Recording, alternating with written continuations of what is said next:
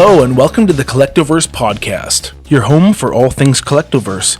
We are a small indie toy store in Prince George, British Columbia, Canada. My name is Matt Walker and I will be your host. I will oftentimes be joined by my partner Berlin McPherson as a co-host, and other times we'll have a special guest join us. Maybe both. Who knows what we'll get up to. We'll be using our time to talk mostly about toys, pop culture, and the many fandoms that we all love. We have many terrific show ideas to try, and if you keep with us, you may be surprised at what you hear.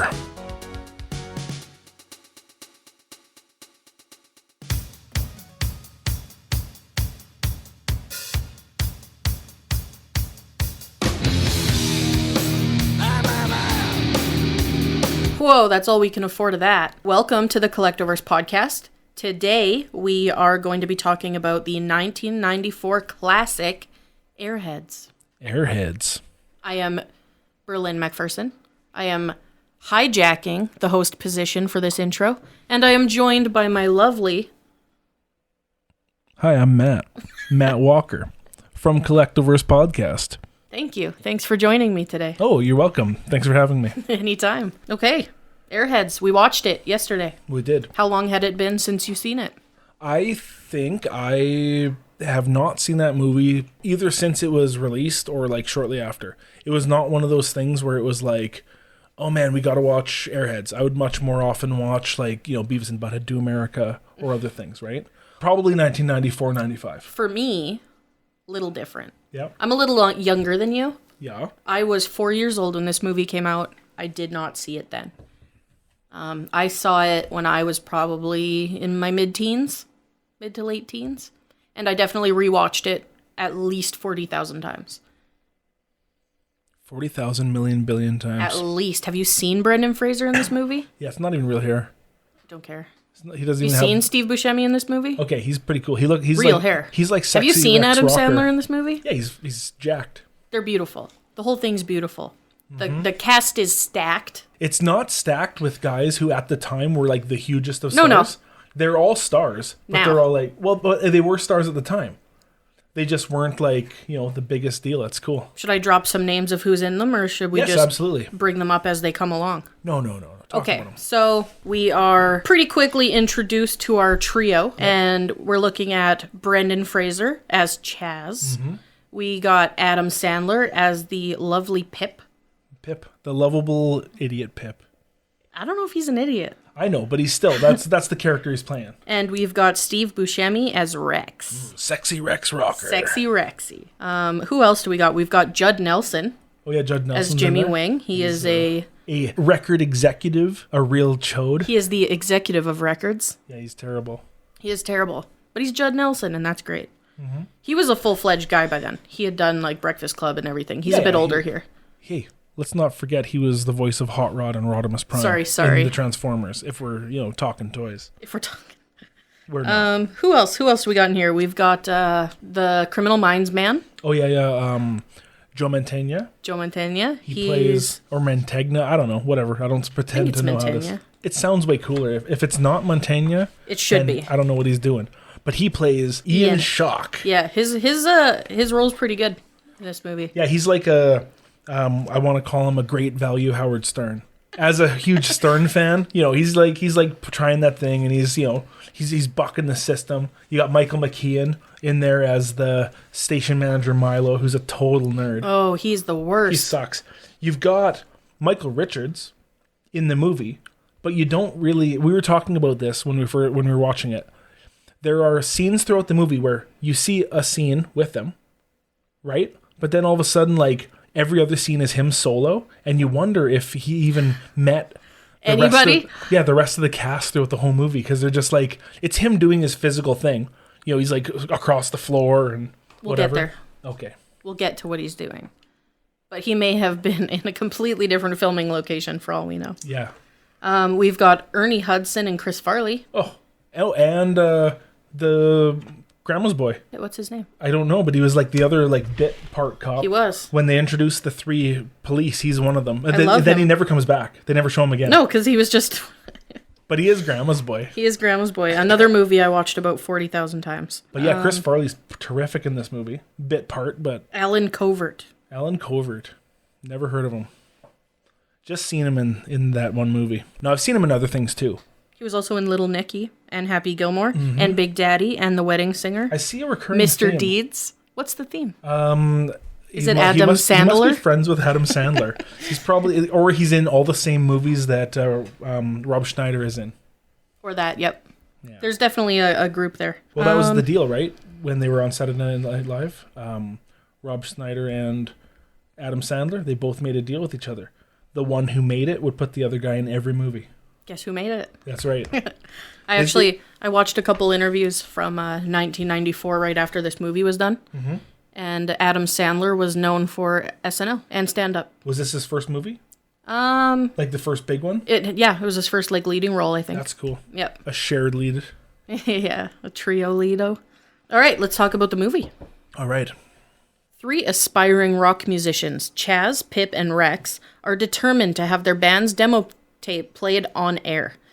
Out of desperation, they sneak into an LA radio station, but when the manager, Milo, meets them with hostility, they resort to threatening him with realistic-looking water pistols. Soon the situation escalates, and the none too bright rockers get in over their heads. Yep, that's it. One thing I'd like to talk about with those realistic-looking water pistols. The funny thing with that is, like, he puts in the pepper sauce. Yeah. Right, and he's like, we're gonna put in pepper sauce, and then he sprays it all over. Yeah. But the thing for me is, like, okay, 1994 pepper sauce. I don't want it in my eyes, but what is that, like 1 Scoville unit? Like 30 Scoville heat units? Yeah. That's a good point. In 2022, we're just sitting here, The hot sauce game has changed. Oh, yeah. Since Yeah, 1994. we're just eating 10 million Scoville heat units. And everyone's like, eh.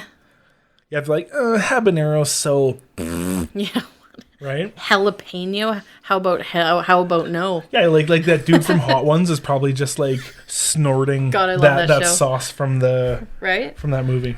Yeah. All right, so the radio station, KPPX Rebel Radio. Good one. Yeah. Chaz pulls up on his bike. He's trying to get that demo into Jimmy Wing's hand. So he puts on his disguise and he walks in and they're like, "Oh, it's that same guy with this That's disguise the funniest thing in the world. He puts on this terrible disguise, doesn't even put his hair up or anything. He just looks like a delivery guy. And you're like, "Okay, sure. He'll get in." He tried the same disguise already. Yeah. Multiple times and got caught. Get a new disguise. Mm-hmm. Chaz. Brendan Fraser makes good faces. He does He's make good faces. When he's sneaking in, he's like, and you don't see my face, but he's making these faces as he's... I'm just thinking of George in the Jungle. Yeah. Man, he made some faces in that movie. That's right. And then, so after he goes through, he meets Jimmy Wing. Jimmy Wing? Wing. Wing? Wing. Jimmy Wiener. Jimmy Wing. Jimmy the Wiener. Judd Nelson. I'm going to call him Jimmy the Wiener from now on because I think it's funny. So That's he meets the official Jimmy. name. And Jimmy's like, "I can't take your unsolicited demo. I'm not interested. I told you this last time. Yeah. Get out." So he goes home and he's sitting there and he's watching some TV and his girlfriend comes home. His girlfriend. Amy Locane. Oh, yeah. Playing Kayla. I love this girl. Yeah. Yeah, she's been through some shit, Yeah. it sounds like, but she was in Crybaby just before this film, and I also loved that movie. But love her. Love Amy Locane. But she comes in and... they proceed to have the big fight. One of the many. The big... Well, I just mean like the big typical relationship ender where she's throwing his stuff out the window. She's the only one with a job. He's doing nothing. No, he's doing it so much. It's kind of like what we're doing, where I want to play the music and like do the stuff, but you go pay the bills. Oh, just like that. Get out. Right. Yeah. So she does this line that I just love. She goes to start the fight. Yes. She goes into the bathroom. She comes out pissed. What the hell happened to my makeup? Fell in the toilet. Shit. Babe, come on. I told you not to leave it on the tank. You ruined my makeup, you butt. You butt. And I wrote that down. That's one thing I noticed in this movie. So it's got a PG-13 rating. Yeah. But it has really great insults throughout the whole movie. And they don't have to swear. Like, there's a part where Michael McKean goes, yeah, I get it. Yeah, I'm some sort of dick cheese sandwich or something. like they just make these lines, and they make very good use of not swearing. It's great. It's better. It's fine. Like I just Someone think should do that for me in my life. Just go Yeah. through and edit. Because I swear way too much. I've been trying. And they should just put in like cheese and butt sandwich and stuff or whatever. Instead of the things I normally say. That's right. Yeah. So where are we? We're on. So to- Kayla's pissed. They're in a big fight. She's now throwing his stuff out the window. Oh, I've got. Here's my notes. What's per your what you notes? said. I said, BF equals good faces. Make sure you have a solicited demo. GF is a bitch. He goes, babe, come on. This is my job, okay? And then I have Nard's kick, face shot. So he gets kicked in his balls, and then has this face that only Brendan Fraser could pull off. We got a Nard's kick. That's right. I also made a note here that feels important. That they're in the middle of the fight. They're fighting in the house. Yes. And she's throwing his stuff out the window. Yep. We cut to his stuff out in the window in the alley. And he's on his motorbike. He's on his He motorbike. fully teleported from the it's apartment. in the future. They've already had the fight. They're not going to show She's it. actively still throwing things out the window. She hadn't begun to throw stuff out the window. Yes, she did. Anyways, Chaz teleports to bike, is Yep. my note. And then from there, he leaves, and we cut to our friend Rex, Steve Buscemi. That's right. Who, even though I've watched this movie 40,000 times, this is the first time I've watched this movie as a toy store owner.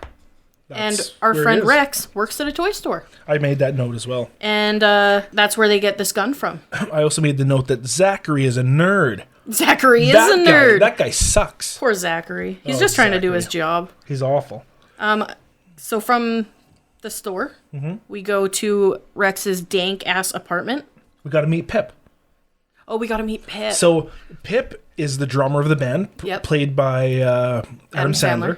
And there's this thing where they're getting in the van. So The van. Can we talk about the van? Well, hold up. I want to talk about the We van. will. Okay. Pip has a van because he's a pool cleaner.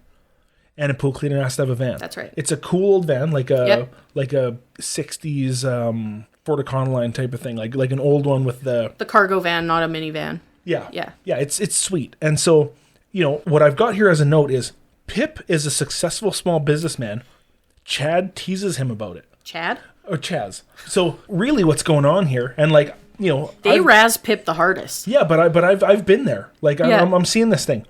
Like Chaz, this like rock and roll loser wannabe bozo, So hot. is sitting there ripping on Pip for having a job and Yep. paying his bills, because he's like literally like, no man, how many rehearsals did you miss because you had to clean pools? No, he's like, because you were cleaning some stiff's pool. Yeah, but meanwhile, we'll learn about what he's doing, how what kind of pool cleaning he's doing later in the movie. But he's visibly It's very upset. classic, though. It's very classic of the band. Yes, and you're the deadbeat loser, but he's the only one with the real job. that's right. Yeah, we know all those guys. Yeah.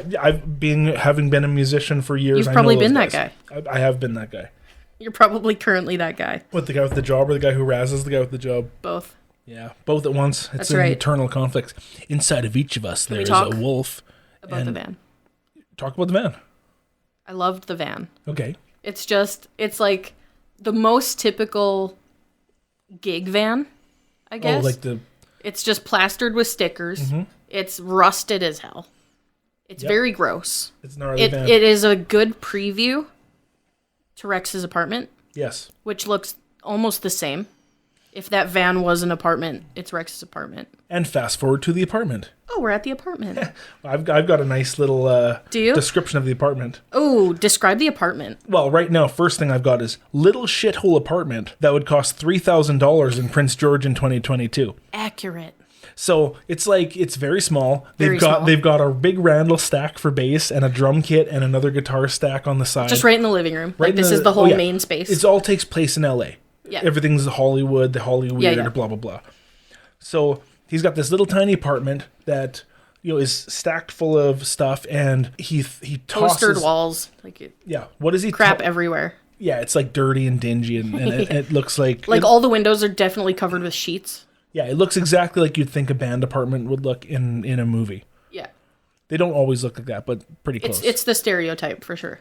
So Pip is standing there, and Rex throws him an incredible crash dummy in the plush one. He is stoked. He is stoked, and he pulls out and he begins to make out with it. No, he doesn't make out with it. He molests it with another one. What was, Yeah, what was the yeah. other doll? I think it was another crash test. No. No, it was like a Oh, I don't remember. it was like a Sasquatch or a stuffed animal. You should have of made a some note. sort. Anyway, he puts them in the position, and it's this is how we meet these three people. It clearly, I say clearly, it appears Rex pocketed these toys from his cool store job. Yes. Because they get back to his apartment, he starts pulling them out of his bag.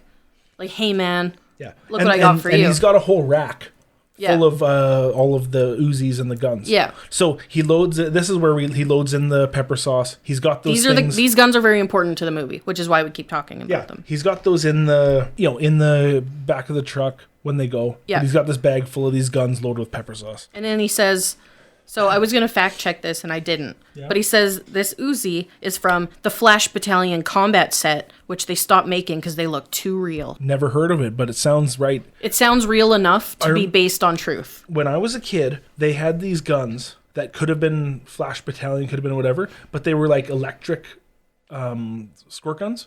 So they had a battery, and you put it in Like these water. ones do, where it's like... Yeah, you just press the thing and it goes... and Yeah, it yeah. sprays out. That's what these ones did. For sure. Yeah. So it could be something along those lines. But this was pre-orange tip days. Or they just didn't. Or those ones just didn't have them. 94, everything had an orange tip. Did They it? just didn't for those. Okay.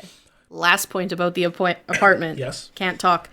Stretch Armstrong. Oh, yeah. The legit Stretch Armstrong stretched across the doorway to the kitchen. That's right. Looks like he's just been punched every time he's been walked by. Yeah.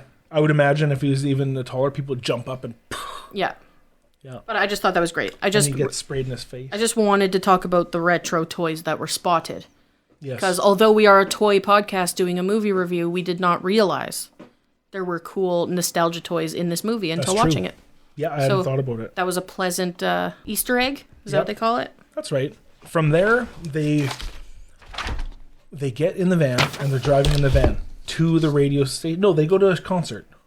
Yes, they go to see the Sons of Thunder. That's right. And we get the line, look at those stupid pantaloons they're wearing. That's right. That's right. They look like a bunch of queebs. Which I had to go back and check. Because, like, I was sitting there making a note about... So I make the notes about these movies from the 90s. About see things how that are no longer acceptable. Yeah. Ace Ventura's got issues. These movies all have issues. They all, it's homophobic jokes and whatever. They're fine. It's from the time. We understand. We watch the movies. But I'm like, whoa, what was that? We had to go back and... You thought he said queer. I did. Yeah. Which I think he did. I think it's queer dweeb. Queebs. I believe it's going to be a combo word. But... And on that note, there was also the word fag written on his bike. On Chaz's motorcycle, the front fender. Yes, and I don't know why, but that's where it ends. It could just be part of the decoration. It could They don't be. say anything negative about it. No, and that's the thing. That's where it ends with Yeah. any references to anything. I was pleasantly surprised by how not outright offensive this movie was. Yeah. It does. It really, it doesn't pick on anybody. No. There's no stuff like there's, It mostly holds up. Yeah, it's pretty good. So in watching this movie, we're going through watching it, and so we took a picture of the VHS tape at the store, and I don't have a VCR, so we didn't watch it on VHS because we own it on DVD in the house. Yeah. Well, it's really scratched, and it didn't play anymore. So that's funny. Did you bring that up because you saw my note? No. Because that was right where my notes came in. Oh, so... Because we got to the part, so basically from the apartment, they go straight to the studio, and they go to break in. They don't. They go to the concert first. We already talked about that. No, but they go to the concert, and they do all the stuff. They look, and they see Ian Shock, and they know that's the guy we got to talk to. If he gave them a break, we got to get that guy to give us a break. But that's right. We didn't even get there in this video. It's went right from them in the thing and jumped, and then it jumped back. We tried to get back and forth. So I said, okay, well, let's look for it on streaming. And it wasn't on streaming. It was nowhere to be found. So if any of you guys want to watch this movie, good luck. Yeah, you're not going to have a good time finding it. There was one version on YouTube, which it's a small in the corner with bad audio, blah, blah, blah. Yeah. So it's definitely watchable. Like if we talk about a specific part and you need to see it, you could probably find it and get the experience from it. It would not be great to have a nice night and watch a movie. No, it's not good. So I went downstairs into the studio and talked to my old friend BitTorrent. And I went to the Pirate Bay and I downloaded it illegally. My notes say illegal buffoonery. That's right. It's not actually legal in Canada, just so you know, for fair use. We're just watching it to... I think, yeah, it's illegal if we were to put it on a projector and charge our friends to come see it. Hey, anybody want to come over and watch Airheads? Movie night. Yeah, so that's... anyway, that's what I had to do. So we fast forward to that part, get through it all, watch the concert. Ian Schock, he's tag Is it teaming... Ian Schock or Ian Shaw? No, it's Ian Schock. He's tag teaming a beer and Pepto-Bismol, and he's pouring the beer in the Pepto-Bismol because he had a rough night at that's right, at the Sons of Thunder show. No, that was at the Sons of Thunder show. He's literally walks off stage, goes and does the thing. That's so funny. Yeah, that's just his drink of choice. I'm looking up his name right now. Okay, I think it's Ian Schock because that's way more funny. He's supposed to be the shock jock. That's what I said. He's a dollar store Howard Stern. What are you seeing? Airheads, IMDb. Oh, that's good. It doesn't say. It just says Ian. Oh, they say his name Ian Schock in the movie. Well, no one can prove us wrong or right, so... Yeah, no one can go watch it. So anyway, fast forward to them in the van. They're going to go to that radio station. Yes. They're heading on their way down there, and they pull around the back. They go up to the security door to let them in, and there's some tomfoolery. But they eventually get in. They do. By the Susie with two Z's. Susie with two Z's. They don't introduce her yet, but... She introduced herself. Oh, yeah. Not with two Z's then, does she? Maybe not. Irrelevant. Anyways. She opens up the door. Pops Pip in the nose. Pops Pip in the nose. He's there like a little angel looking up at her, and, she's interested because he's Pip. Of course.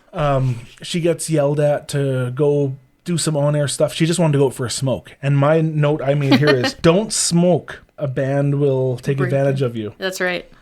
Which they do. As she leaves, they block the door from closing all the way, and they're in. They sneak in. They go straight to Ian's office. Yes. Well, they seek him out. Right to the studio. Yeah, the actual studio where he's presenting. That's right. KPPX Rebel Radio. KPPX Rebel Radio. Yeah, so they get into his office. We're a band. Oh, of course, the Partridge Family. Which one of you is Lori? Milo shows up, tries to pull them out, because Ian presses the on-air button and starts having the band, the live interview of them saying they want to be heard. That's right. Basically. So Milo gets wind, because he can tell that, things are on the radio that aren't supposed to be on the radio. So Milo tries to get them out, and this is when Rex pulls his hot sauce gun. I could make a phone call and have you picking up garbage on the freeway for the rest of the decade. You want to get smart with me? Try it.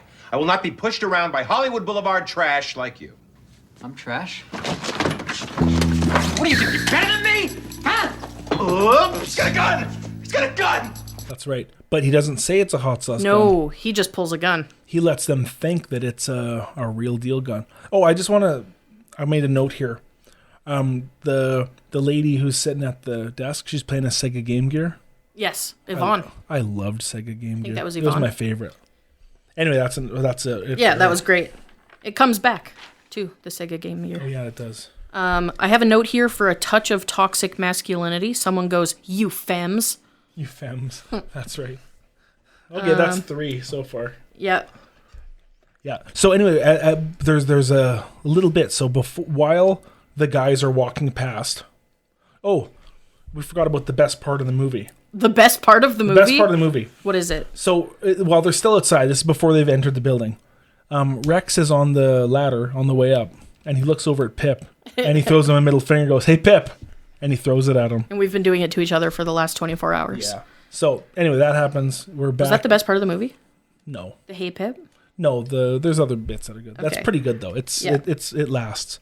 But there's this thing. So there's this like ratty sub story where you're sitting there going, okay, what's going on? Because you see Michael Richards in the office with Milo, right, who's played by Michael McKean. And they're doing some dastardly doings. They are. This is clearly a not meant for the audience situation. Yeah. It's just, it's not meant, it's meant for the audience, but it's not meant for anybody at the station. That's right. To know. So they're, Yeah, that's what you're seeing. Yeah, that is happening in the behind the scenes. So we're in the office. Now, I'll tell you what, Mr. Program Director, man. You put our goddamn tape on the air right now, because we spent a lot of money on this thing, and it's gonna get some airplay, or my man's gonna gank you right here and now. Shit, yeah. Well, let's not go ganking anyone. Chaz says, okay, give us a real nice intro. Are you ready? Almost. Okay, give us a real nice intro. And don't say anything about us having a gun to your head. Listen up, guppies. Ian the Shark is back, and have I got a surprise for you. I've got goosebumps, frankly. For the first time ever, I'm willing to bet. Here's that hit single by the Lone Rangers. That's right. Oh, and then So they start to play the song. Mm-hmm. They agreed, okay, fine, you're here with a gun, you want your single played. they had to get the machine, the whole thing, because it's a tape reel. Yeah, and they had to do the whole thing. So they get it set up, they start to play it. Barely into the intro. Machine eats it, spits it out, catches on fire. Yep. That's gone. That's gone. Yep. Did it catch on fire? Yeah, no, it caught on fire because Rex was smoking in the studio. That's a no-no. And he says, you can't smoke in here. It'll ruin the equipment. And At first he says, you can't smoke in here, and goes, I do what I want. And he goes, it's bad for the equipment. He's like, fuck. Yeah. Fine. Yeah.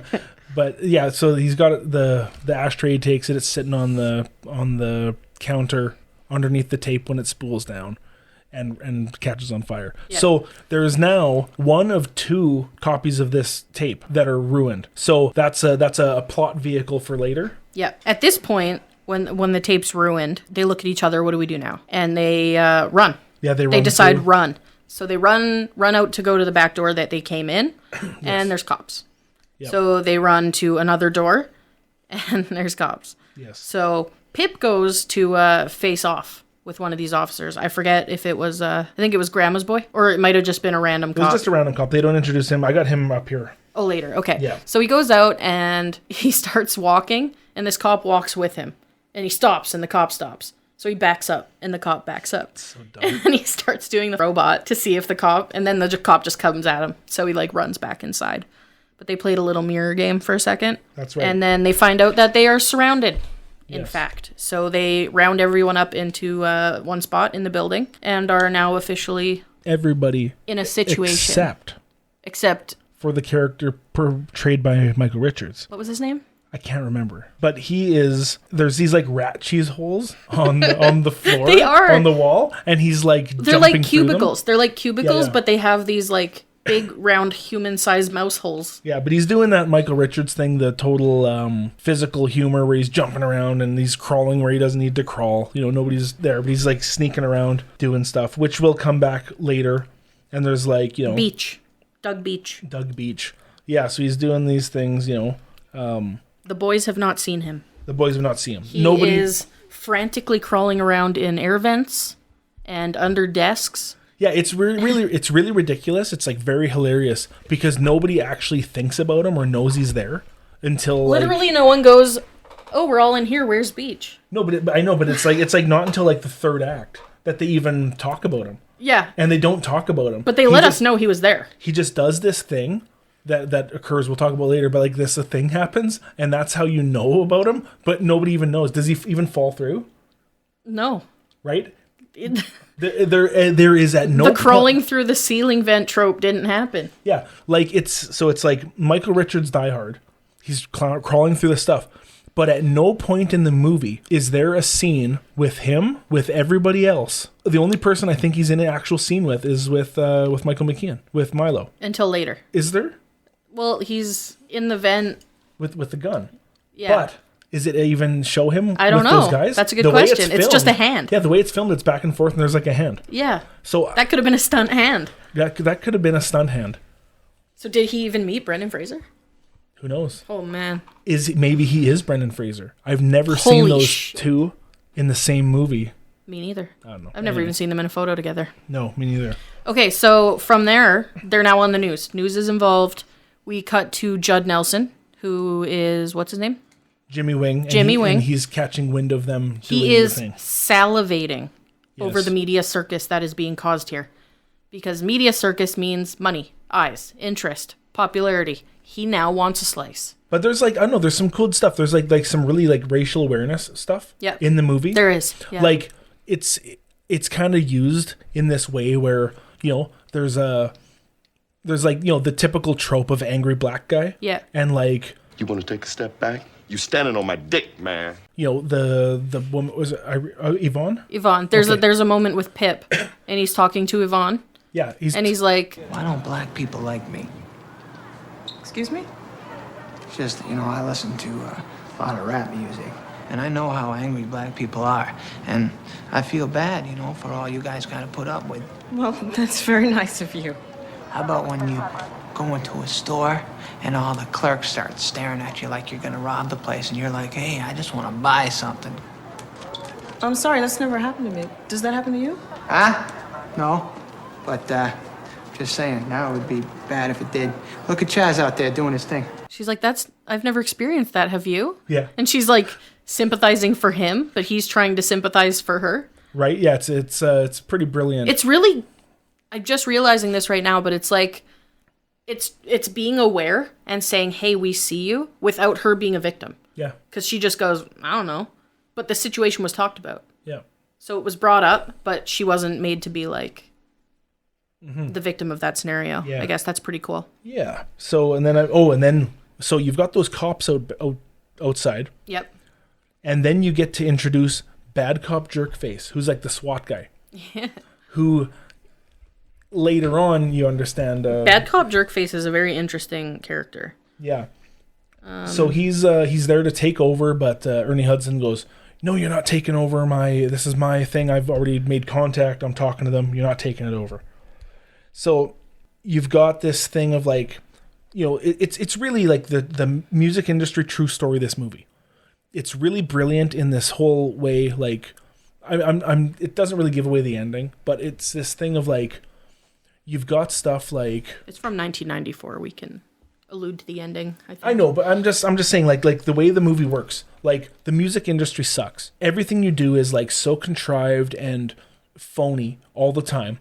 You have to be totally aware of what you're doing, and like you're not going to get, like, even like now, you know, you're not going to get signed to a record deal if you don't like have a hot single that's got, you know, this many plays and you've sold this many records and you're beautiful and in great shape and you're, you know, whatever, like all these things all these things have to line up. And that's what they're alluding to then, is this stuff of like, you know, the band, the Lone Rangers, that's when they talk about what's the name of the band. But what they're alluding to in this whole movie, the whole thing, and like the takeaway for me is that Chaz does not want to cheapen his art by taking the easy road. That's right. But what's offered to them is the easy road the whole time. Yes. Right? And like, meanwhile, in the radio station, also the easy road. They've been doing this thing. There's friction between Ian and Milo's getting ready. Like, so ultimately what they're doing in this movie is they are switching format, which happens on radio all the time. Recently, you know, the hit station became like a retro station. Yeah. Right? And this happens all the time. You just, all right, we're going to change format. But this one's specifically funny because it's like, goes from being like rebel rock radio to easy listening. You know, in a night. Tune in to the sounds of the rain. Yeah, in one night. Yeah. Like on Sunday, it's this thing. On Monday, it's that thing. Yeah. So it's, I don't know, it's very interesting and funny because of that. That's right. What do you got? Well, I was just thinking about the amount of like Stockholm syndrome in this movie. Oh my God. We're not there yet. Okay. But yes. Okay, so we're at the part, cops are calling from outside. They want to know demands. Yes. And Pip is very confused. What do you mean demands? And they said, you know, talk about the hostages. Mm-hmm. And I think that was the first time they realized that everyone else thinks the gun is real. Yeah, I guess. That they're involved in a... And they didn't realize the situation they'd gotten themselves into. What are your demands? I don't want anything. I just don't want to go outside. So they decide that their demand is that they want to play the single. That's the thing. They want, you know, that's what they're here for. So that's right. The cops are now on a mission to find Kayla, who has the only other copy of the demo, and which they cut to her. She's pissed. They had a breakup. She's going out for the night. She tosses their bullshit demo out the window. That's right. Oh, or I don't think it was a window. She was in like a cool convertible. Yeah. She throws it in the street. Yep. She's off to live her life. But that's the mission. Now we're looking for Kayla to find the tape. That's right. So yeah, you know, fast forward a bit.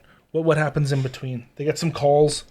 They're on the radio live. They're doing the thing. It's building a frenzy. All these people call in about stuff. There's people showing up outside the radio station. Yep. But the Chris Farley cop has to go find Kayla. That's his job. And he goes down to like he's in this club and White Zombie's playing. Yep. Like the soundtrack for this movie is awesome. There's lots of great stuff. Like there's a scene where they're doing a big montage thing. Does it happen yet? No. Or no? We're getting there. But No, that is now. Before we get to the montage, I had a note and I really want to talk about Rex teaching Pip how to be scary. You know, you gotta scare these people. Practice. Just try. I just feel a little goofy, you know, trying Why? to be a badass with a water pistol. They don't know it's a water pistol. They think it's real, right? Come on, now show me what you got. Come on. Okay, get over there, please. Thank you. So now we've got the LAPD has showed up. We've got a massive crowd outside of supporters, long-haired, greasy douchebags. Yep. Mostly. And the news shows up. We're now seeing media vans pulling up. And then we cut to the montage, which is to the song Show Your Love. I'm the One. I'm the One. By Van Halen, but it's a cover version by Four Non Blondes. Beautiful. And we see the crowd partying. Yep. We cut back to the only existing demo tape in the street that gets kicked by somebody. And now the Sega Game Gear comes back, and we've got David Arquette. Oh, yeah. And he's got this, like, big magnifying glass. That's right. And he's just, like, in it, and he's so intense. That's right. And he's so funny. I don't know what order this comes in, but, like, so they ask they start doing these demands. And they're not, like, ridiculous demands yet. That comes later. Yeah. But they're looking for... They want a record deal, and we want the thing played on the radio. That's right. Right? So at the door is Harold Ramis. So, you know, he's hilarious, and he's he's dressed in a studio, and he says, "I'm so and so from Capitol Records." Yep. And he sits there, and so, you know, they're like, "No, man, this guy's a cop." And so they start asking him questions. And they're like, "All right, man, where do you stand on the David Lee Roth versus Van Halen argument?" And he's like, "Well, I'm with Van Halen. I thought that he's like, total cop answer." And then he asks him, he's a like, cop. No. Get he's him like, out. No. Okay, tell me next. And he goes, "Who'd win in a wrestling match? Lemmy or God?" Lemmy. God. Wrong, dickhead. Trick question. Lemmy is God. That's the thing I remember most about this movie from when it came out. Yeah. Because at the time it came out, I didn't know who Lemmy Kilmister was. I didn't know Motorhead. Yeah. They were big and around forever, but like 94, I was like 13 years old. Yeah. Like I didn't know Motorhead. Yeah. And so you see him go back to the car, and he is in fact a cop. He's got a gun. So anyway, they start making these ridiculous demands. It is a while later in the movie, but they start making these ridiculous demands for things like nude pictures of B. Arthur, among other things. And like, you know, that's very hilarious. They do this thing, and they eventually this gun breaks in the door because Rex is out being a cockshot, as he is the whole time. Yep, showing off for the crowd. Yeah, he comes back in, things broken, and these guys are like, "Oh, it's not even a real gun." So the guys run outside. So the David Arquette guy, and then like the angry black trope guy. Yeah. He runs out, and he is arrested. Yeah. Yeah. Immediately. He's like racially profiled. He's like, "No, I'm escaping." He's like, "I'm a hostage." So that happens, but okay, you skipped some stuff. What I skipped? But that was important. It's fine. Right after the montage is when they start taking radio calls, and Beavis and Butthead call in. Oh, I was they with that. Wanted to tell the Lone Rangers they suck. That's right. But it's like actually Beavis and Butthead. You're on the air. Whoa. Am I on the air? Come on, buddy, give me the phone. Am I speaking English? What'd I just say, dipshit? Come on, buddy. No way. Shut up, Beavis. We've got a very, very cheesy hydraulic car jumping its front wheels on the one existing demo tape in the street, right. Which was hilarious. You just don't see those anymore. Those cars. Not in movies. They've got to still exist. I've got a note here about Chris Farley. He's out looking for Kayla. That's right. He rolls up to a white zombie show looking for... Blonde wearing something tight and black. Great. Grand. wonderful. Because that's right. all that's happening there. That's true. And then shortly after that, we've got Ian found out about all the easy listening stuff. So this is where the office becomes aware of the secret station change. Yeah, and there's a bit more. And that's the thing. It's kind of like you're watching these guys kind of like the Lone Rangers kind of gain ground in like how the people feel about them. Yeah. And it's like Stockholm syndrome kind of thing, and you're like, oh, they're like loving their captors, but they're not really. They're just lovable. Yeah, and it's like you find this thing, and you see that Ian kind of is like on their team. Yeah, He's there. He's with what they're with. You know, he's fighting with them. Yeah. Even though he's like a judgmental jerk when they first walk in, which of right. course he would be. The cassette tape is found as a dog pees on it. That's right. So it's a dog pee right on it. Yep. That tape has been through some shit. That's right. But Kayla found it, and she's bringing it. I've got a quote from David Arquette. Way to go, Pip. You guys are crazy, man. Y'all are all woohoo and shit. I've got Pip gets laid. He does with Susie with two Z's. On a very expensive couch, Milo's couch. $1,400 Milo's Yeah. couch. It's very funny because they're sitting there and like, so it's have they talked to it before that or after that where he's the pool or the bad cop guy? Oh right, lost his wife to a pool boy. The bad cop, yeah. He's not a bad cop. He's just a dick. Yeah, he's just a dick. He's like the SWAT guy. Yeah. But there's this thing where he's like, they cut to him having like a bit of a hard time talking about how he found out his wife was cheating on him. That's right. With a pool boy. With the pool boy. And then he like dwells on it multiple times and talks about it later. Yeah. But and then he gets very motivated. When they search the van that was left in the parking lot, and if they find pool equipment, he's like, pool equipment. And he's just so intense. Instantly against them. But so funny. And then here I've got Ian announces the final night of KPPX. That's right. Rebel Radio on the radio to the crowd outside. Says this is the final party and come on down. Yep. So if the crowd wasn't big enough already, it has now been declared a proper party as a send-off for Rebel Radio. That's right. And there's already food trucks and news, and it's a whole thing outside. Has Jimmy Wing shown up yet? No, he I shows don't up think soon, so. Right? Yeah. Right here, when he does that big announcement of like, we're here for a party. Yeah. And he says, there's this saying, Milo, if it's too loud, you're too old. That's but right. then he slides all the sliders on the soundboard like 10 up at a time. with his like full palms. Yeah. And Milo's like, ah. And it's so loud. But Yeah. I don't remember, I'm with a sound guy. Yeah, she looks right over at me and goes, is that even how they'll be? Like, no, it'd be one fader. There's one. But that's not dramatic. There'd be one fader. If you wanted, there'd be two. There'd be like the master at the end and then like whatever that one fader is. But he just palms all of them. Yeah, he's like, it's all going up. Which would probably just sound terrible. If there was that many signals, it would be like... Or it would just do nothing. It would do nothing. That's hilarious. Yeah, like radio stations will, back in the day would have these big like 48 channel consoles. Yeah. And have like a phone source, like 2 record players and like tape decks or whatever they were doing. Yeah, right? yeah. It's all digital now, but at the time it would have been like CDs and tapes. Yeah. But so it would have been like 2 tape decks, 2 CD players, a phone line or maybe 2 phone lines, etc. Nice. So around now, after the party gets hopping and SWAT man outside has realized there's a pool boy inside. Right. He decides, and this is behind the backs of the actual cops that are holding. Yeah, he intercepts the phone. Yeah, and he's Mike talking Richards to calls the sewer rat that's crawling around. Yeah. What was his name? Beach. Yeah. So he deposits, this SWAT man, a real gun. Yes, a real machine gun. Into this building. And he hands it to Beach, who's in the ceiling.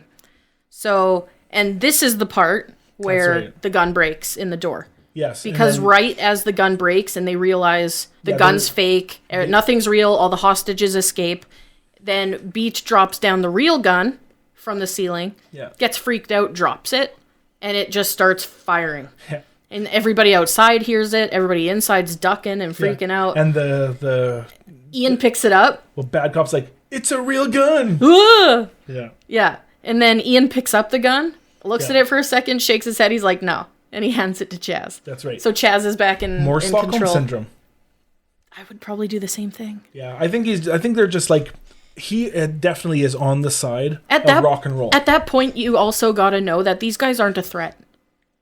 Like, yes, you're a hostage, but like Chaz isn't shooting anyone. I know, but that's what I mean. Like you're handing a gun to a guy who has no business having a gun. He definitely has no business handling a gun. Yeah. That part's true. And then right after that, power's cut. Lights are out. Oh yeah, and then he calls out and he says, "What's going on, man?" Egon Spangler was revealed here. I thought he was already. I have the note for him here. Oh well, then sorry, I'm way ahead. Yeah. But yeah, so that's where Harold Ramis shows up and they do the whole Lemmy is God thing. Yeah, that's right here. Okay. Lemmy is God. Chaz tells Sargent to turn the power back on. Riles the crowd up. They start all chanting Rodney King. They do. That's right. That's right. And this is before the guy runs out, before the gun gets broken. Yeah. He's sitting there, the angry black guy. Yeah. He looks out and he goes, "Angry? Rodney King, what are they talking about?" Yeah, what the heck are they talking about? Yeah.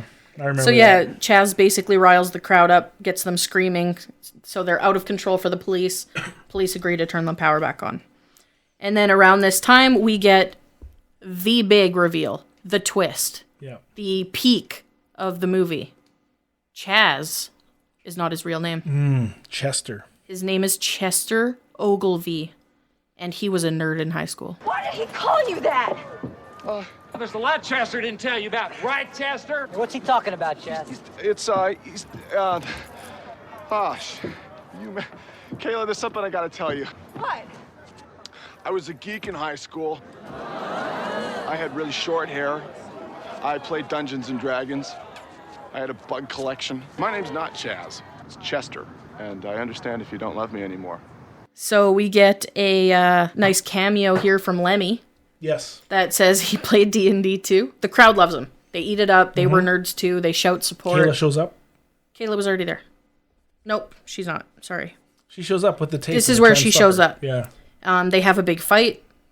Kayla throws a chair through some glass, wrecks the soundboard, which was going to play the only copy of the demo that she brought that had been stepped on, driven on, peed on, but made it to this station. They fried the soundboard. Is that possible? Oh yeah, you could break the soundboard. It wouldn't work. Would it like spark like it did? It could. Probably not, but maybe. What I'm wondering now, so Jimmy Wing shows up.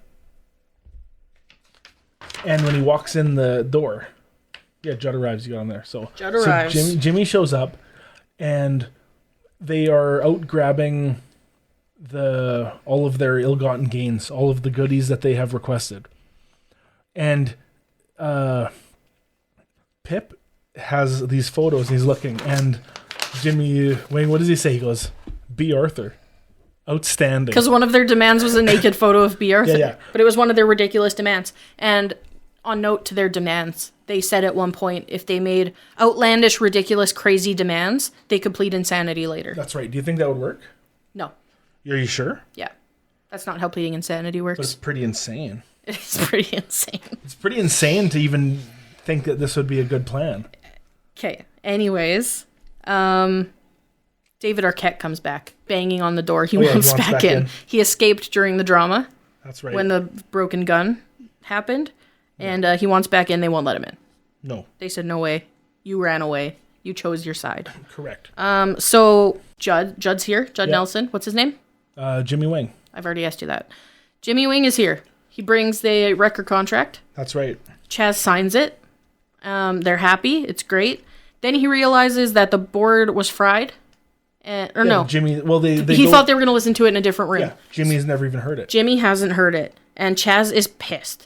No deal. He hasn't even heard the demo yet. You want to know what I think of your contract? Allow me to demonstrate.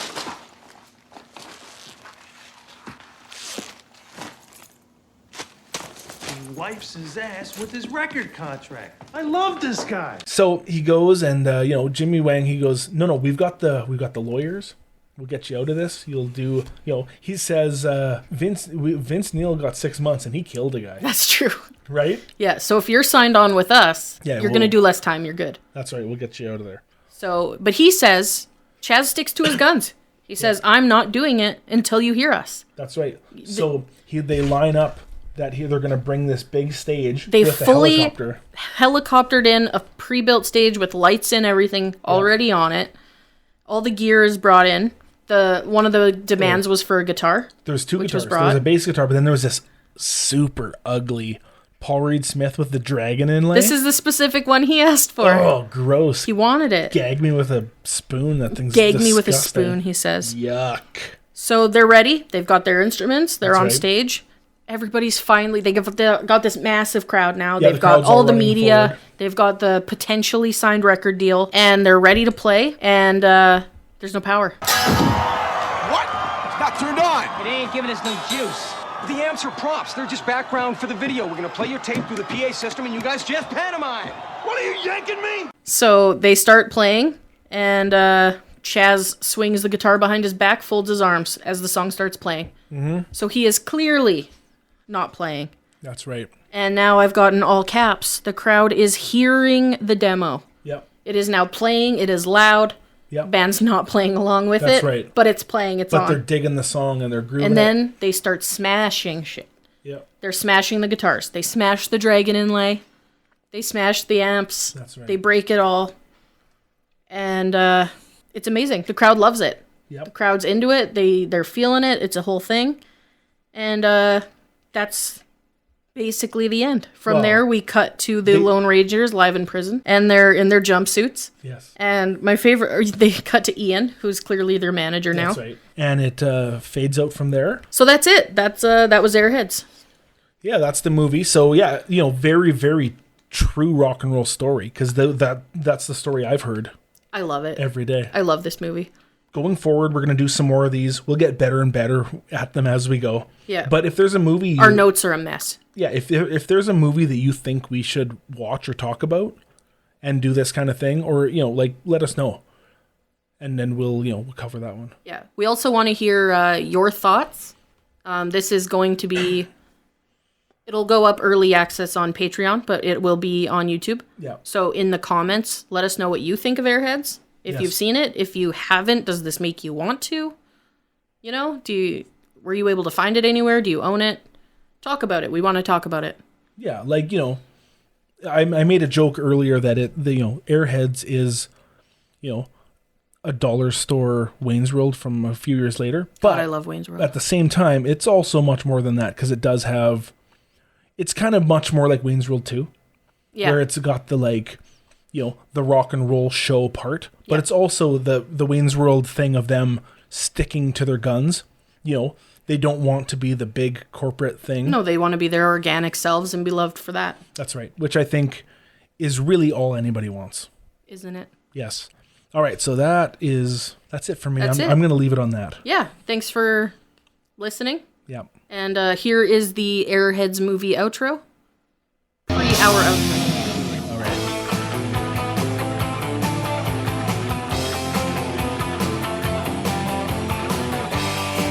Thank you for listening to the Collectoverse podcast. We'll be back next week with a new episode.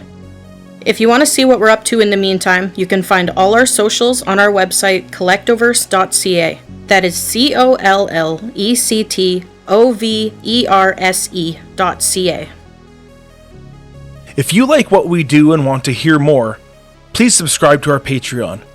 Our patrons get early access to new episodes and bonus content. You can find that link on our website. That is once again collectoverse.ca, not .com.